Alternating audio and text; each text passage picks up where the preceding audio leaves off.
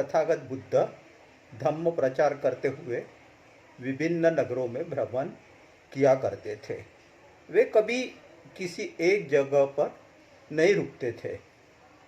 भंते की नियमावली का वे सख्ती से पालन किया करते थे। एक समय वे एक नगर में चारिका के लिए भ्रमण कर रहे थे। एक मकान के सामने खड़े होकर उन्होंने आवाज़ दी, भिक्षा देई माई, और भिक्षा पात्र सामने रखकर वह इंतजार करने लगे। उस मकान से एक युवती बाहर आई। बहुत सुंदर युवती थी। उसने तथागत बुद्ध की ओर देखा। इस तेजस्वी सन्यासी को देखकर वह जगह पर ही ठिकर गई। ऐसा दिव्य आभा वाला तेजस्वी सन्यासी उसने इसके पहले नहीं देखा था।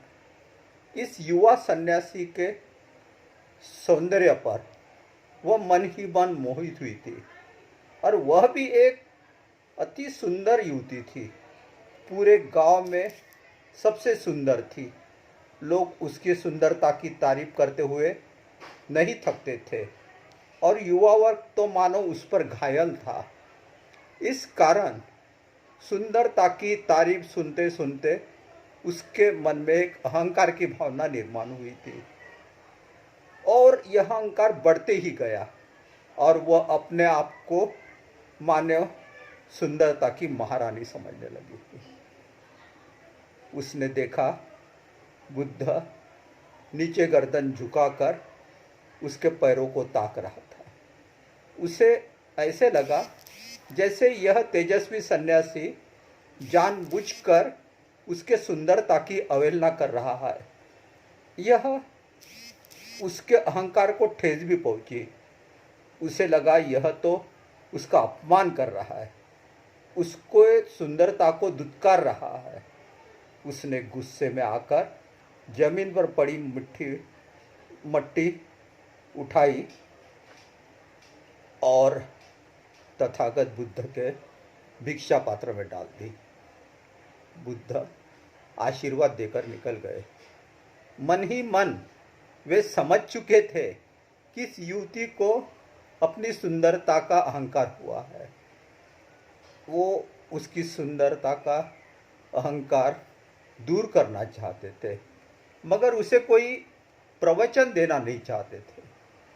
सो अपने आश्रम वापस आकर उन्होंने एक भंते से कहा, जाओ किसी नरकंकाल का इंतजाम करो और वह नरकंकाल उस रास्ते पर रख दो जिस रास्ते से वह युवती शाम को गुजरती है। भंते ने नरकंकाल का इंतजाम किया।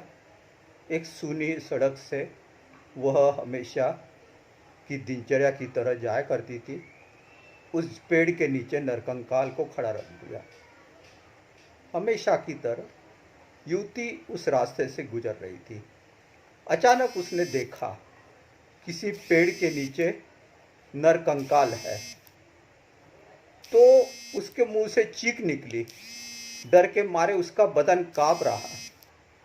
वह जोर से चिल्लाई। तब बुद्ध सामने आए और उन्होंने पूछा, बालिके, क्या तुम डर के मारे चिल्ला रही थी? कौन सी बात का तुम्हें डर लगा? युवती ने नरकंकाल की ओर उंगलियों से इशारा करते हुए कहा, वह देखिए नरकंकाल कितना भयानक है। मुझे अभी तक मेरे मन में डर बसा हुआ है। मेरी नज़रों से दूर करो उसको, कितना डरावना है वह।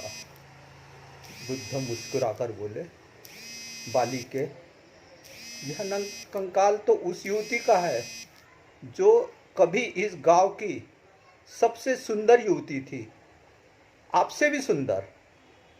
मगर बाहरी सुंदरता तो आनी जानी है। हर किसी का सौंदर्य एक न एक दिन ढलने वाला है। आप भी सुंदर है, मैं भी एक इंसान हूँ। हर किसी के अंदर इसी तरह एक भयानक डरावना नरकंकाल है और यही जीवन का अंतिम सत्य है। बुद्ध क्या कहना चाहते हैं यह वह युवती समझ गई। उसका अहंकार दूर हो गया। मन ही मन वह अपने अहंकार पर पछतावा करने लगी। उसने बुद्ध के शरण में जाते हुए कहा, मुनिवर्य, मुझे माफ़ कर दीजिए। मैं अहंकार में चूर हो गई थी, मगर आज आपने अंतिम सत्य बताकर मेरी आंखें खोल दी। मुझे माफ़ कर दो। और उसके बाद वह युवती तथागत बुद्ध को शरण जाकर भिक्षु संघ में शामिल हो गई और बुद्ध धम्म का प्रचार करने लगी।